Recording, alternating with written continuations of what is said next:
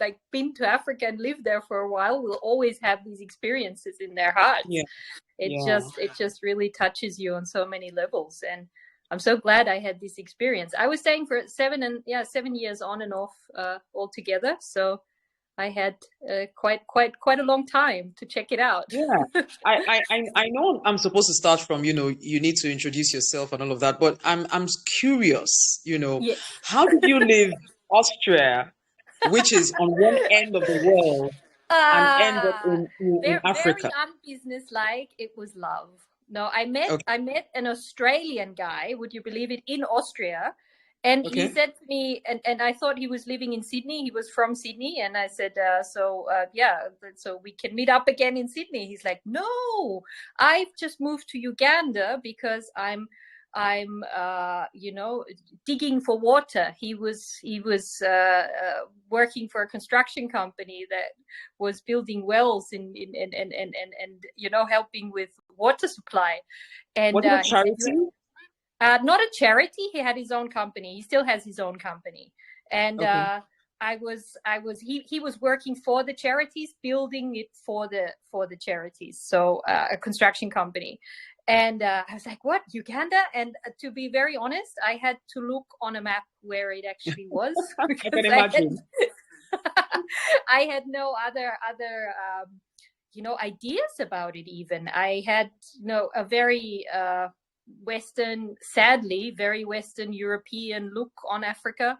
I didn't know about how many huge cities you have, how, urban life in Africa is. And then I ended up in Kampala, and I started, really liking it and wanted to stay. So I started working in publishing, which was my job in Europe. So I managed to work to get a job with an African woman magazine. It doesn't exist anymore, unfortunately. And it was at the time East Africa's largest women's publication. So it was about fashion, lifestyle, interiors, everything. And it was such a great way, for me to bring my publishing experience from Europe, but also for me to then learn, to really get to know Kampala and the people and Africa and life. And it was very, very cool. And unfortunately, it didn't work out in the long run, and I went back home. And I was almost going to ask, so is he your husband now? Did you guys get married? No, But you answered the question. What would you no, say? we put too many. We have a child, we have a son, but we put too Oh, many wow. continents. It was like Austria, Europe, Australia, and Africa was too much. But he's still in Africa, and I'm in Europe, so it's still still a connection there with the father of my child. Yes. It's amazing. You said something about, having a very European view of Africa. What would you say is to blame for this very Western, very European, outlook on Africa? And I can just imagine what that is, which is starving children, a lot of war.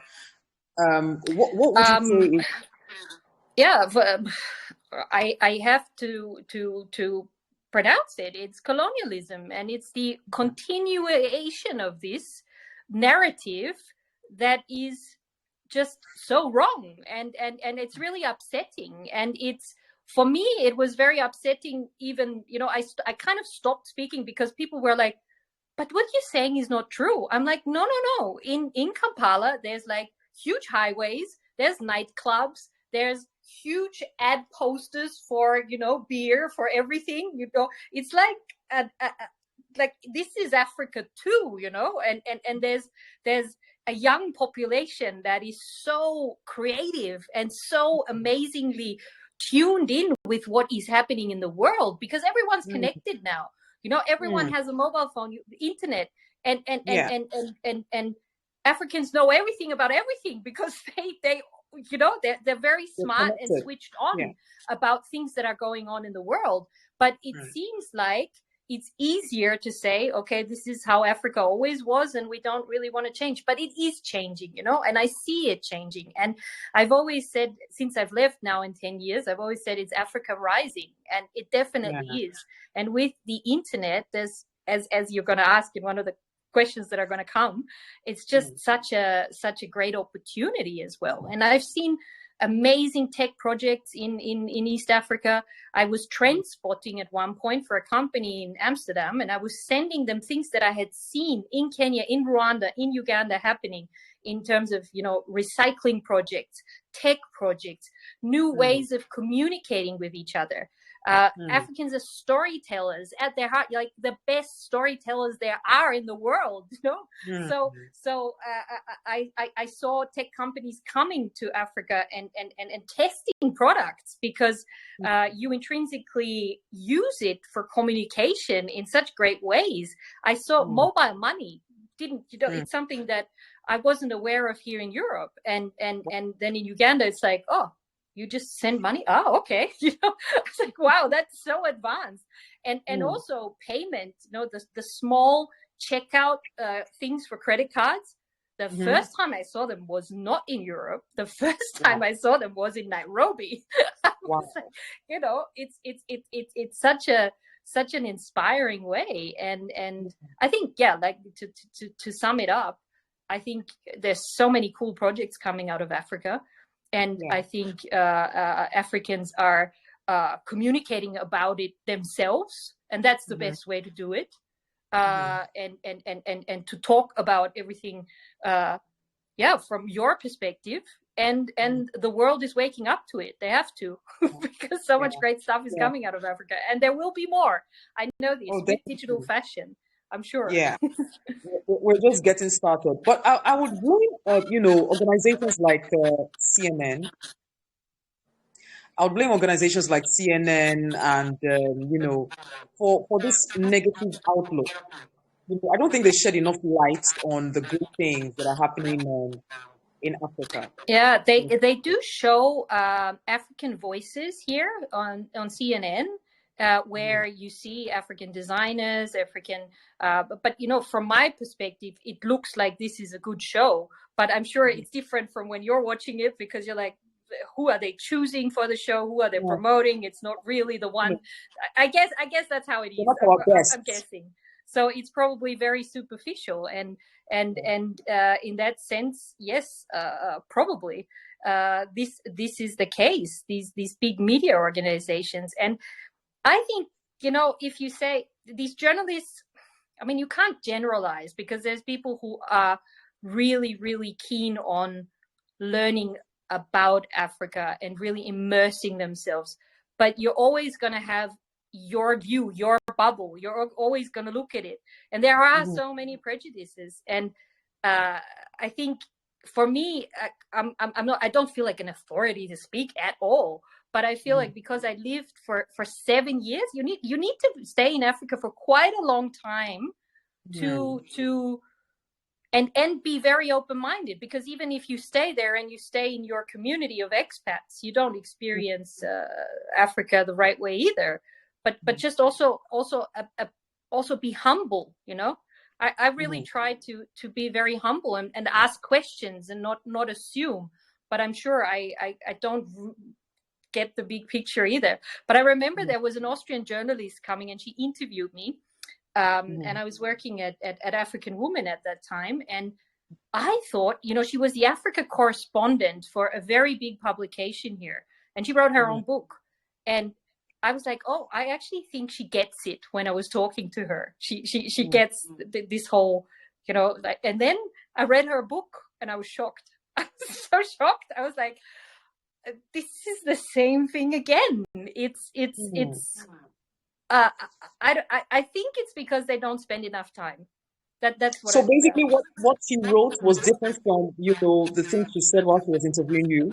No, I got the feeling that she was really very open-minded, and that she, because how can I say? For me, when I was there, I saw a very modern Africa. Of course, working for a fashion magazine, I saw very modern African women, and I really wanted to portray that message. I said, here they have Miss Uganda contests, they have fashion shows, there's really exciting fashion, and also as you know, a European woman, I feel like we're actually really boring compared, you know, to the creativity. And there's so many great designers, and that's what I was telling her. And when I read the final product in the book, she made it out, you know, as if this is more like charity, and these projects, you know, I think there's also this view of wanting to see it not as a viable business opportunity, but to have this view of, oh yeah, it's like charity projects coming out of, and I was like, no, come on. I mean, and I always say, like, just get on a plane and go there, and go to a capital, you know, go to a big city. I've never been to Lagos. I don't know Abuja, but I know Kampala, I know Nairobi, and it's just so different to what you think. So I'm inviting you this December to come over for Christmas.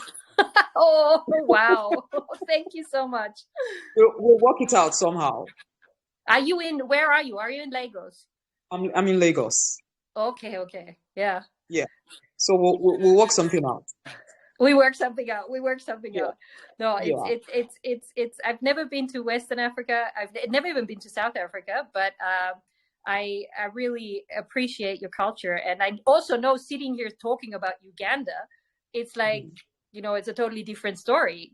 It's such a huge continent, and it's like, you say Africa, it's like talking to an Italian from a Norwegian perspective. It's very different countries in Europe as well. So I do humbly say I don't know much about Nigeria. I would love to discover. I know about Nigeria is a different vibe altogether. There's a trending there's a trending post on TikTok about a Kenyan lady who was talking about Nigeria. And did you see it? No, I didn't see it. I saw the message here just before, and I didn't have time to go there and watch it.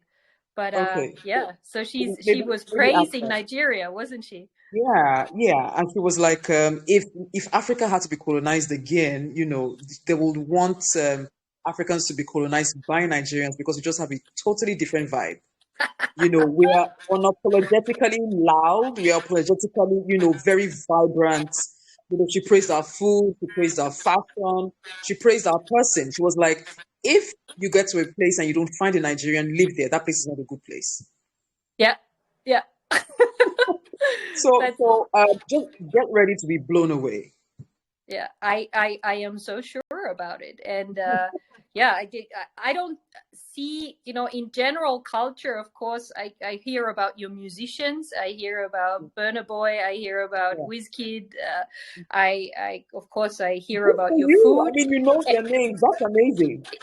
Yes. I've actually talked to a brand the other day, and I was actually saying Wizkid would be a great ambassador. I said, it's like, wow. because I saw some photos where he was posing for, I don't know, for like, was it Yves Saint Laurent or something? He was like at a fashion show, he was posing. So I was like, you need a global ambassador. Like, go for yeah, he's very fashionable. Very fashionable. Yeah. Burna Boy did a spread for Burberry last year. Yeah. And I think Wizkid has done something for Puma. Yeah, okay. But that was it was some photos where black and white, and half a year ago, and I was like, wow, this looks so fashionable and so cool. And of course, you amazing designers, amazing food. I know about jollof, your rice, and like so I know a little bit. You are tuned on. Yes, and you know why? Mainly because also of We Should All Be Feminists, Chimamanda, if I pronounce it well. Of course, I've read Americana. I really liked Americana. Half of the Yellow Sun. I didn't read the new one on the grief book. I was looking at this one. I wanted to get this one, but I haven't read it. But I have. The thing around her neck. Yeah, no, I haven't read it. And the Purple Hibiscus, I haven't also read, but I have some of her books, so I'm somehow embracing. On behalf of the Nigerian community, you're amazing. Oh, thank you. You're amazing because you know quite a bit about us. Quite a bit about. I mean, you know jollof rice, incredible. Okay. No, we had a Nigerian neighbor in Uganda at one point. And he was Ah, cooking, but I don't know where in Nigeria he was from, because he was making very spicy. It was very, very spicy. we love spicy food. Oh my God, it was spicy. Oh my God. He was probably Yoruba. Maybe he was Yoruba because Yorubas love pepper. Yeah, yeah, it was very spicy. It was something with fish and very spicy. I remember being just like, Was oh it, my God, was, this is was, too did it have spicy for tomatoes me. in it? Did it have tomatoes in it? Okay, yeah. No, I don't Did remember what it was. Okay, okay. Yeah. He probably was a Yoruba man. They love pepper a lot. Yeah, it was a long time ago. That was actually when, this is how long time ago it was. I left 10 years ago. It was when Obama was running for president, because we Ooh. were all sitting together and discussing this. And I remember he was saying, he's not going to win. And I was saying, I think he's going to win. It was the Mm. first time Obama was running. This is how long ago I was in Uganda. Wow. Wow. But That's a while I back. remember being like, no, I think he's gonna. He's like, no, no, no, no, no. They're not gonna. He's not gonna win. He's gonna win. Incredible. Incredible. All right, Yeah. so let's Yes. let's officially start the interview. Yes. Right. So I'll start with introducing the community and what we're about, and then you can give us like a brief bio of whom you are and what you do. So welcome to the Fashion Collective Niger. This is a community of fashion creatives. Well, initially we were Nigerian, but it's become a melting pot for people from around the world and around Africa. I started this community in 2020. We were just 45 illustrators. It was because I'm a fashion illustrator, so we're just Hmm. I just a platform where we'll just share our work and collaborate and just a platform for us to share our work. And then other people began to join us. So we had pattern makers, we had um, photographers, we had all kinds of people in the fashion industry. And so we are over 1,000 members right now, and we're very happy to have you here. Um, Thank you so much for having me. Very exciting. so can you let us know a bit about yourself and what you do? Yeah, so my name is Anne-Liese Premm. My company is called Tommorow Stories. I'm the founder and CEO of this company. And what I do is I'm a brand strategist and futurist. So brands come to me and say, they have a certain new product to launch, or they have a new campaign to do, and they want to know what's coming next, like where culture is going. So I Mm, analyze for them, for example, contemporary luxury.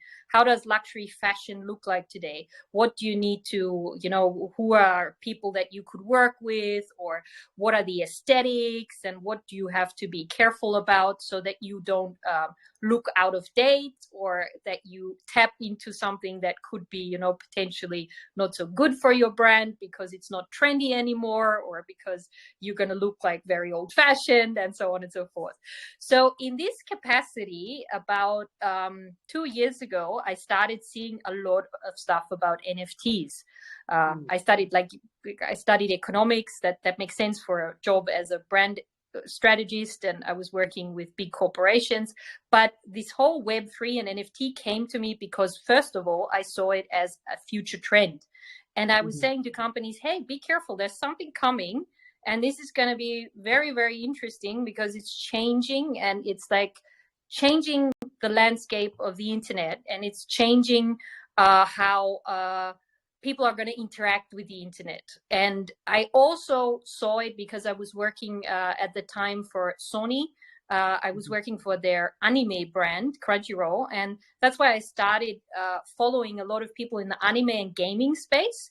And I was like, mhm, they were starting to boast about, Bored Apes or Azuki, those famous NFT campaigns last year. And at mhm, first I was very skeptical, but then I really looked into it more and more and more. And I started investing in NFTs myself, and I started to really dig into metaverse, digital fashion, the possibilities of what AR, VR, dressing ourselves in the metaverse, what this all means. Of course, with my background in fashion and with fashion, jewelry, lifestyle brands, this all made sense. And somehow it became not so much a business idea for me. It was more like a private passion. I was so excited about it. And I mm, think if you're really true to yourself and doing something that you really love, it's like brands react to you, and they were like starting to book me and say, can you explain to me about NFTs? Can you explain to me about metaverse? What is digital fashion? Can you help us with this concept? So it really turned into a very, very important part of my business. But I still do strategy. I still write about innovations. I do a lot of content creations now. LinkedIn, I post a lot. So it's been a very, very interesting journey. And like I was saying, digital fashion and luxury has become my expertise in the last 1.5 years, so to speak. Incredible. Yeah. So you said you had a background. I know you studied economics, but you said you had a background in fashion. How did that come about? Well, it was basically because after studying, my first job was with the crystal manufacturer Swarovski. And Swarovski hired me to work on their trend magazine. And what people, you have these little figurines with crystal, but another branch of Swarovski is crystal for clothing. So they were working with Gucci, with Dolce & Gabbana, with all these brands, where you have lots of sparkle on the outfits. And I was I was the project manager for their trend magazine. So they were like always releasing those crystals in different colors, and they had to make sure that the colors fit with what Gucci's bringing out, because you can't, if you do a pink Valentino dress now, and you need the same pink in the crystals, and so on and so forth. So they had to be very much on trend and also show this trend expertise to their clients. And that was 23 years ago. And I was sent to all these, fashion fairs, where you had trend forecasters speak about the next season, the next colors, the next trends. And that's where I really caught fire for this. And I was like, wow, I want to be in future trends. I want to work in this area. And it has always been part of my career, but I never really lived, in London or Berlin, or here in the German-speaking market, or in New York, where you can really be, a fashion trend forecaster. So it's never really become my main career, but it's informed everything that I have been doing. And then, of course, I went to Africa. I worked for this fashion magazine. So there has always been a fashion aspect to everything I've been doing. And there's always been this trend aspect to everything I've been doing. And now I have clients which are not only in fashion, they're lifestyle brands. They could be car manufacturers. It could be, what did I have last year? I had someone who was doing luxury jet skis. So it's really, generally speaking, everyone who wants to think about the future and tomorrow, and culture and tech in connection with a more of a fashionable aspect. That's how you could describe it. Incredible. You have a podcast called Tommorow Stories. Yes. Can you talk about that? Actually, I thank you for bringing it up. I actually launched it last year, yesterday, on the 22nd of February, so 22/2/22. It had a very cool number. One year old. Yesterday was my 1-year anniversary. And what happened with this podcast is very interesting, because somehow with my trend radar, I spotted Diego Borgo, who's now quite a famous Web3 expert. And I had him as my first guest. And I interviewed him actually already in December, and then he came out in February. So I had this set up with my podcast, and this podcast is I'm talking to future thinkers and anyone who has something interesting, an interesting project, an interesting take on what's going to happen tomorrow. And I had a series of 10 interviews, all very different. I had someone talk about grief and remembrance. I had a color forecaster. I had someone talk about the dangers of the metaverse in one of the talks. I also had Adriana Hoppenbrauer Pereira, who is the founder of The Fabricant, one of those digital fashion houses that we all know now are doing great things. And I was quite early on interviewing all these, but the podcast is there. It's called Tommorow Stories, and these episodes are still very interesting to listen to. I'm planning a second season, but lots to do, and a podcast is a lot of work. I'll see how I can bring it together, but I would love to have someone from Nigeria on it. Definitely. Yeah, Maybe. you come and talk about this. Please come. I also did a lot of Insta lives early on. If you go to my Instagram, Tomorrow Stories, and I had Gloria Vavamunyo, who's a fashion designer in East Africa. I interviewed her on my Insta live series. But yeah, I want to go global with everything I do. I'd love to include more Africa. So let's have you for the second season. I will be honored. I will Very be cool. honored. Yeah. So, you've worked with Swarovski, brands like Swarovski and Red Bull, quite a number of luxury brands. So, how would you say, why would you say the digital transformation of these brands is important now? Well, I think to speak of digital transformation, what are we actually looking at? Like, what is it? To me, it's a lot of influence coming from gaming. I have an 11-year-old son. I see how digital natives are using the internet, and I see him buying skins in his games in Fortnite or whatever they're playing. I see him naturally owning digital assets. For him, it doesn't make a difference if this outfit exists in real life or not. He wouldn't even ask the question, you know. And older people look at it and go like, but I need, like, this is not real. Why should I spend money for something that is not real? So I see firsthand with my little trend scout how things are changing and how this next generation is just demanding for the internet to be more immersive and also to be something that they can, you know, integrate in a way into our real life, that it's merging a lot more. And this is what this digital transformation is for me. It's having an internet that has another layer, that is more 3D, that allows you to own assets, and that allows you to express yourself and co-create on in this new realm. And so for me, it's not only gaming, VR, augmented reality. It's also looking at, you know, cloud computing, artificial intelligence, all these things. There's so many technologies that are coming to fruition at the same time now. And this is advancing the speed of everything so much that we It's something really new need every to day. look at what's happening here. And yeah, it's very exciting times if you're in this field or interested in this field. And everyone should watch it. I really think so. It's going to impact every industry, not only fashion. It's going to impact us all. Incredible. So, can you name some of the organizations that you've helped transition into Web3?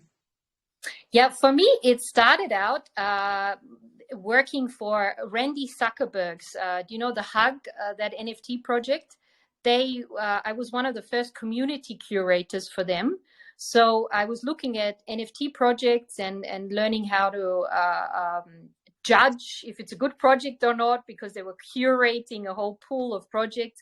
And then I was also, or still am, an ambassador for the World of Women and the Fabric and Fashion projects. So these are Web3 projects, more of. And then I got asked to also help with a Porsche race car driver. So it was with Porsche, but not the Porsche NFT project. It was the female version of the Porsche NFT project. It's called LMG Racing. If you have a look at it, it's a female race car driver.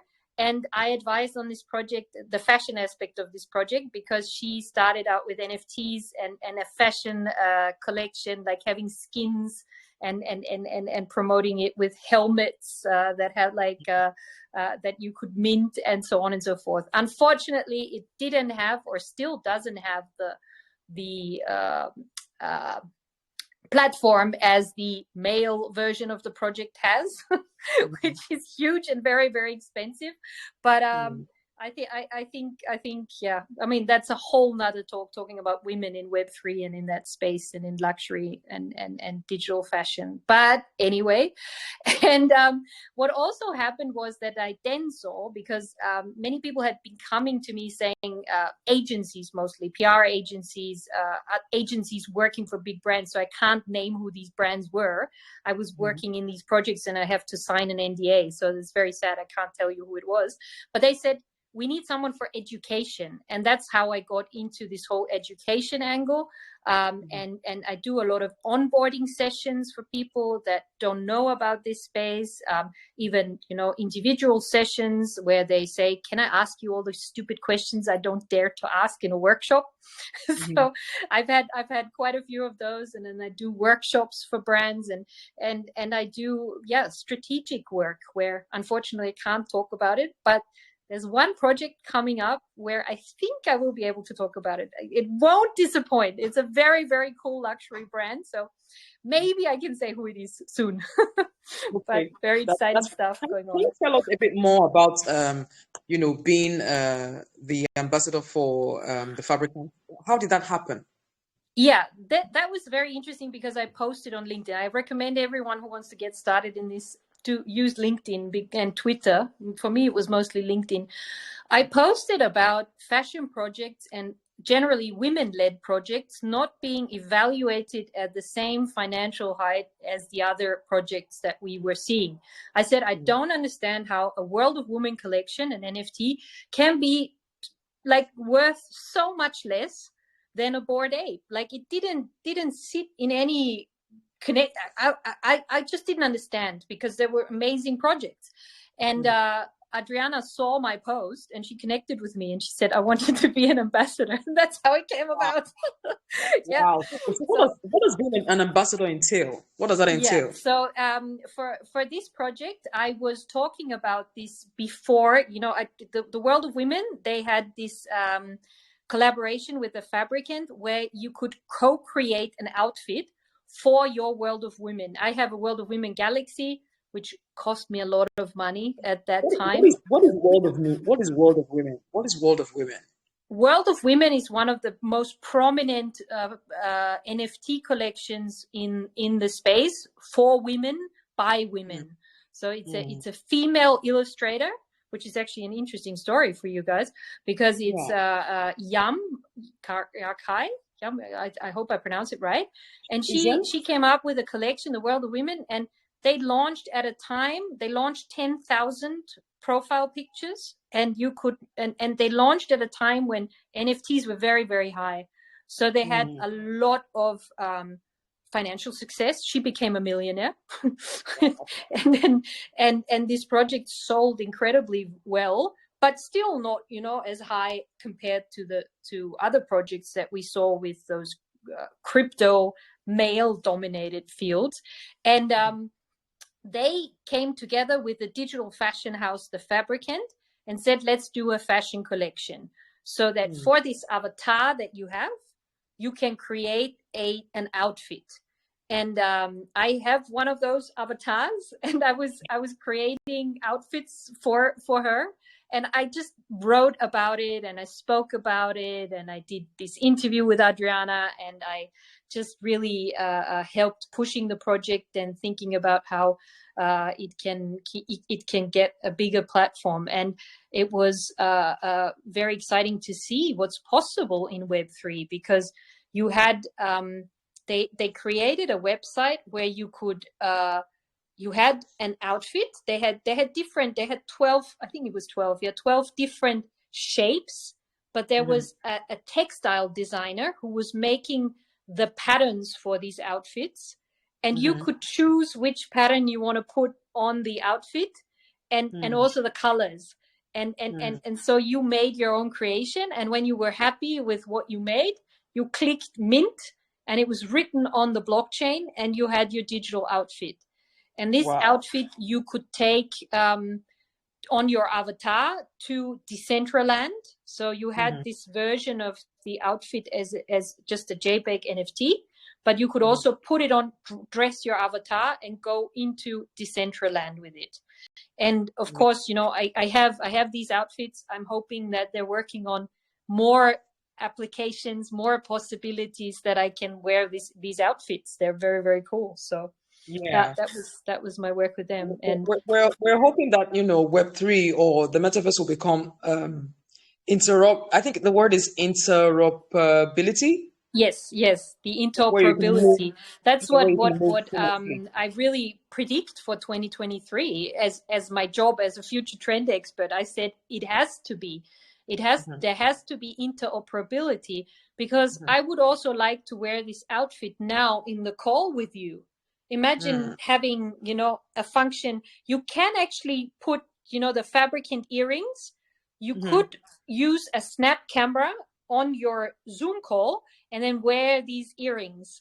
And it was amazing. It worked, like it just looked so amazing because it looked real, but really cool. You And know and Tracy Greenan of Oriel and Icarus. yes, yes, I follow her on LinkedIn, but I don't know She her in has the person. okay. She has Yeah, the digital jewelry brand, yeah, and it also has the same functionalities where you wear the earrings as a filter on your Zoom calls, and amazing, like yeah, amazing. Yeah, yeah, incredible, yeah.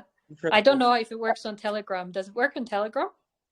She tried using it on Telegram. It was giving her a lot of issues. Though I think she was in a Ooh. country where the internet was not amazing, so Okay. maybe that was the issue. But it didn't work on Telegram. Yeah, yeah. Yeah, I think that that's going to happen this year. I think it's going to be integrated in social media, and we're going to be able to use these filters not only on Snapchat, because now everyone's going to Snapchat. I see. I just saw an application Cartier did. You can wear a watch. I mean, they yeah. already have a The lot of jewelry, the lenses there, bracelet. but there's a cool new one where you can try on the watch, the tank watch. But I think it's going to be something that is going to happen on Instagram. It's going to happen everywhere, and you're going to have to pay for it. I think at the end of the day, we're going to have to pay for these. But fair Yeah, enough, it's a design that someone made, and fair enough, you pay for it. So yeah, yeah. definitely. So you're talking about courses that you do, to teach people how to, transition into Web3. Can you tell us a bit about those courses? Yes, I've set up a masterclass. Thank you for asking about this. You can check it out. It's a masterclass in 5 modules, which should help you get started in Web3 if you're interested in fashion and luxury. This is really the angle that I'm taking there. And it starts off with explaining the ecosystem, who are the major players, who you need to know, who you need to follow. And then we really go into how you yourself can get started, and which area you might be, something that could really pique your fancy, and then you can build upon it. And I offer it's all in pre-recorded sessions. And in addition, there's 2 live sessions where I meet with the students and we discuss their particular case. They can, present their projects and hear from the peers, but also hear from me what I think where they should, go and take it further. And you can find this course or information on it on my website, Okay. tomorrowstories.com/masterclass. It will take you there right away. So it's a rather elaborate course with the 5 modules, and it takes you about 7 hours to get through. But I'm Mhm. also working on a shorter version, so stay tuned. There's going to be a shorter webinar, I Okay. think, which Maybe also maybe you makes can write sense. the link. Maybe you can write the link in the chats. Yeah, yeah, yeah. I will. Thank you. Yeah. So, we're a community of African designers. Majority of us are fashion illustrators. How do you think that this concept of digital 3D fashion, can help with the designer's career, that is based in Africa? Yeah, this is actually my favorite question out of all of them, because this is where I see the biggest potential for Web3 and digital fashion. There's this quote by Kathy Hackle, who is one of the pioneers, and she's called the godmother of metaverse. And she said that she thinks the future Coco Chanel might be a 10-year-old girl designing avatar Robot. clothes outfits on Roblox right now. And this Yeah. girl might as well be in Nigeria. I think this new future of fashion, this digital fashion thing, is leveling out, the whole world, and Oh yeah. everyone has the same starting point now. Because imagine you are a fashion designer starting out in London. You would have to pay for your education at one of the most prestigious schools, which is very expensive. And then you need to do your collection. You need to find someone who pays for your first collection. You need to have the PR. You need to have everything. And it's like so difficult to get into fashion. If I think about fashion illustration, I guess it's a bit different because, you can use social media to become famous or to show off your creation. So that has already, through social media, probably been easier. But you still needed to go to all these events and meet the people. And I don't know if you remember Garance Doré. She's like this French illustrator, fashion illustrator. She became really famous, but she was at every fashion week. She was in New York. She was in Paris. She was everywhere. And then she wrote a book, and now she's nowhere because she's so famous. She doesn't have to do anything anymore. But like, you have to go these places and network. So what this digital fashion thing is doing is making it possible for anyone everywhere, because you can go to events. There was Business Vogue events last year where you could meet the editors of Business Vogue and you could introduce yourself to them. So you don't have to travel places in real life anymore, and you can present your work in a way that is, visible in a different way. Because if you launch your work, for example, as an NFT, if you go there and you already, you write your work on the blockchain, then you can also have royalties from it. So if we're thinking very far ahead, and you've got an established business and you've got your creations and you've got a big community already, then you can launch things and make money with your digital fashion designs in an instant. I've made my own NFTs. It takes you 10 seconds and you have a digital product. And that is what's so exciting about it. And I think, especially now turning to Africa and to Nigeria and your situation, I think Africa has, like I was saying, Africans are the best storytellers.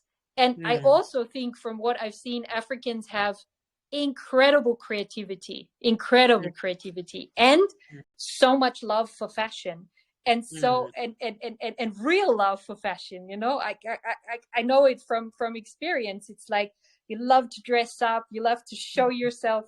I guess in Nigeria it's probably even more than in Kenya and Uganda. You just really you just really want the nice handbag and the amazing shoes. I was wearing high heels like this in Africa. I can't wear them here.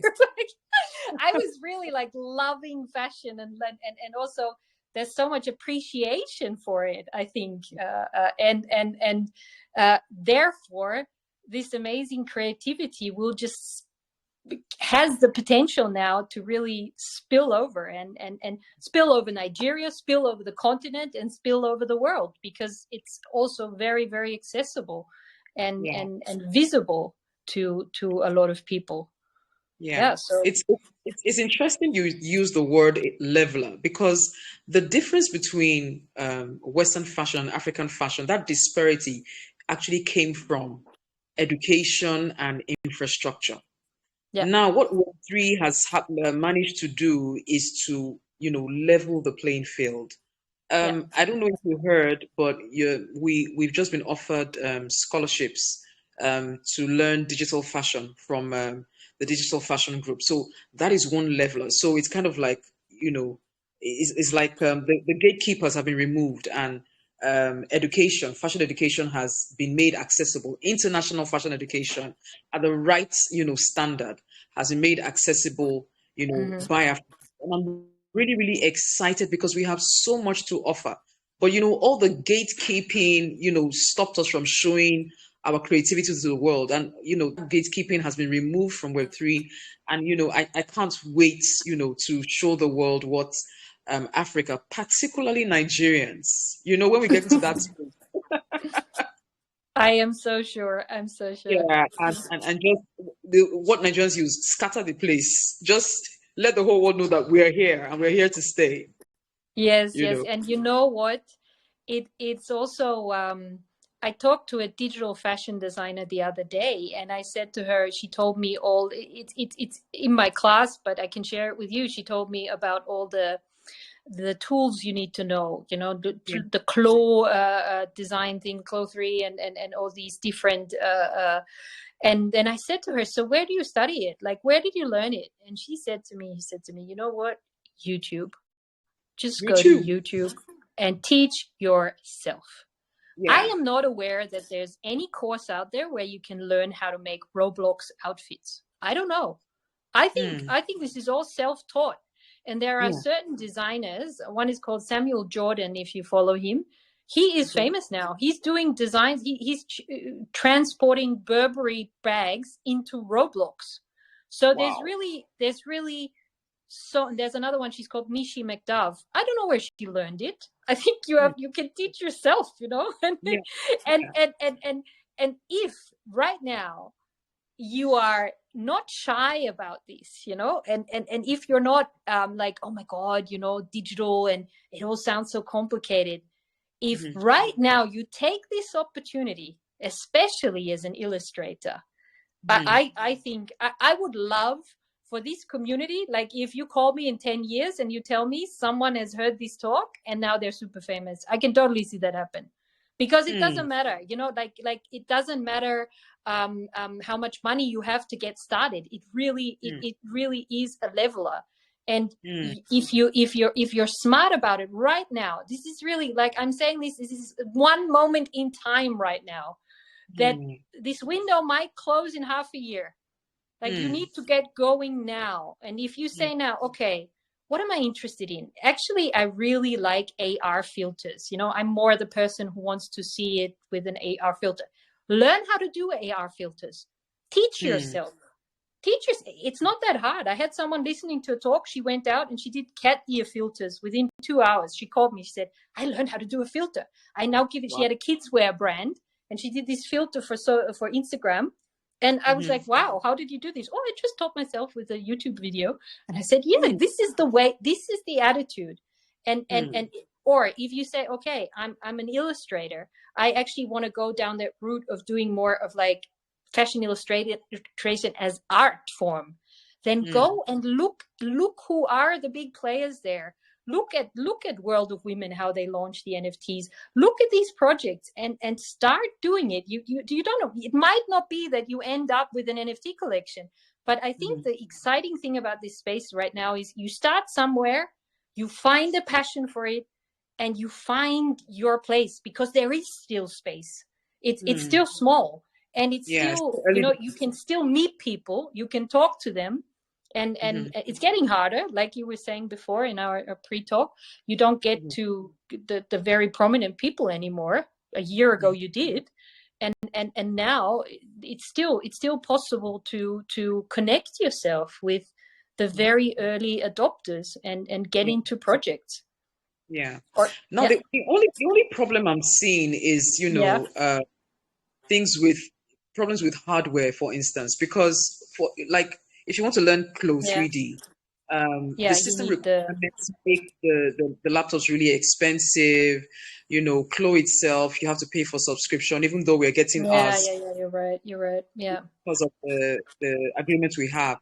But I think those are the only problems. But I think that with time, we will find a way around these things and just take charge and do great things. Yeah, or have your own startup. Have your Hmm. own startup, like Clo 3D, like have your own software. Okay. Yeah, have someone set up a startup where you do the African version of it. Yeah, everything's possible. I think everything is The possible. African version of Pro 3D. How do we do that? You can. I'm sure you can.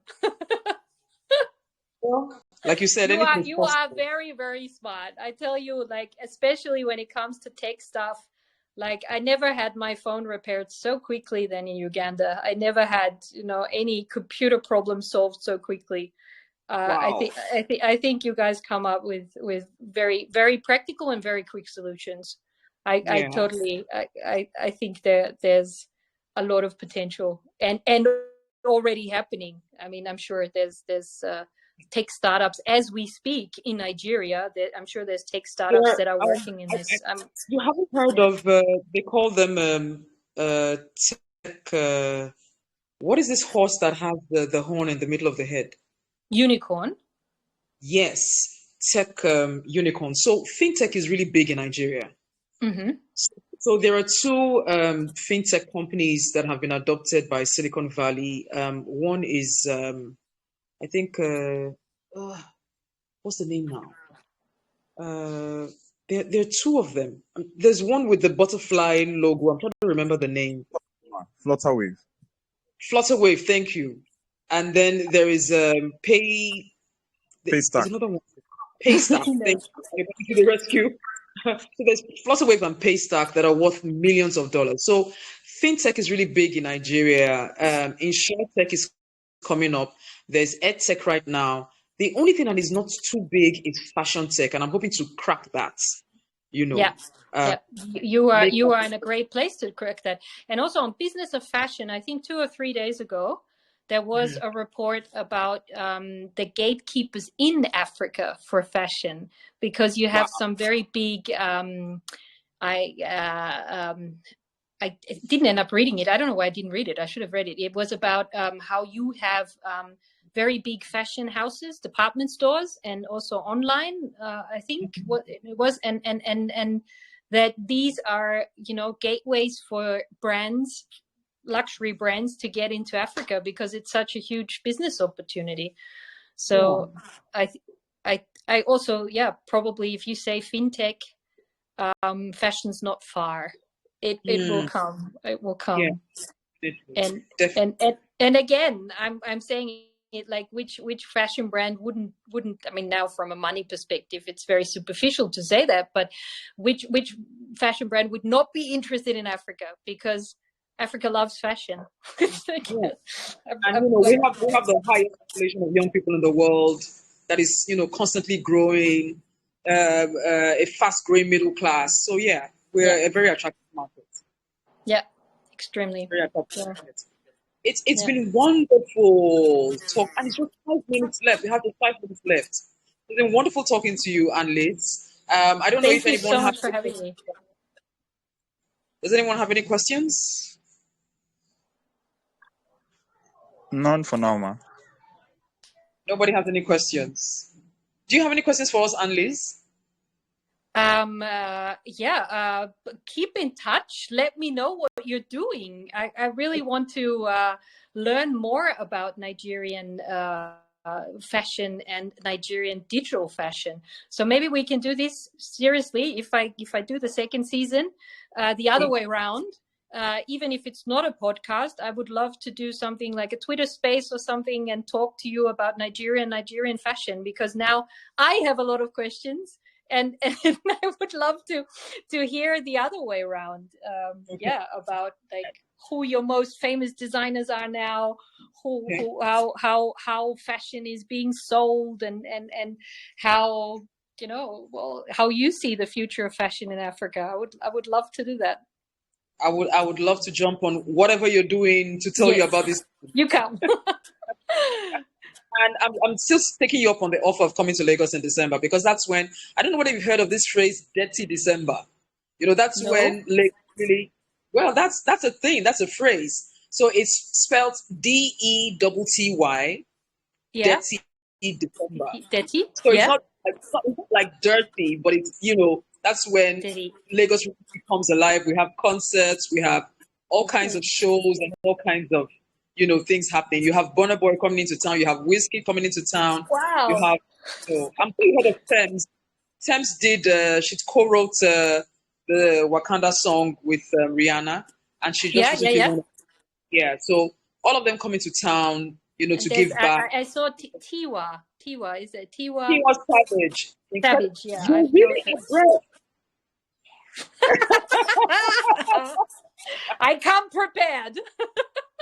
Incredible. I'm impressed. Thank you. I believe that we're going to take this further, and you're part of the community now, so you can, see our activities, and contribute whenever and however you can. Wonderful. Thank you so much for having me. Thank you too. for Evening. I honoring think our we're on the invite. same time zone. No, have a good evening. Yeah, It's 6 o'clock here it's now. Yeah. 6 o'clock. Okay. 6 o'clock. Have a great All evening. right, then. Thank you Let me so let much for you having go. me. Bye. All right, then. Thank you Bye. so much. Yeah. Bye bye. Thank you. Thank Bye. you. Bye bye. Bye. Thank you.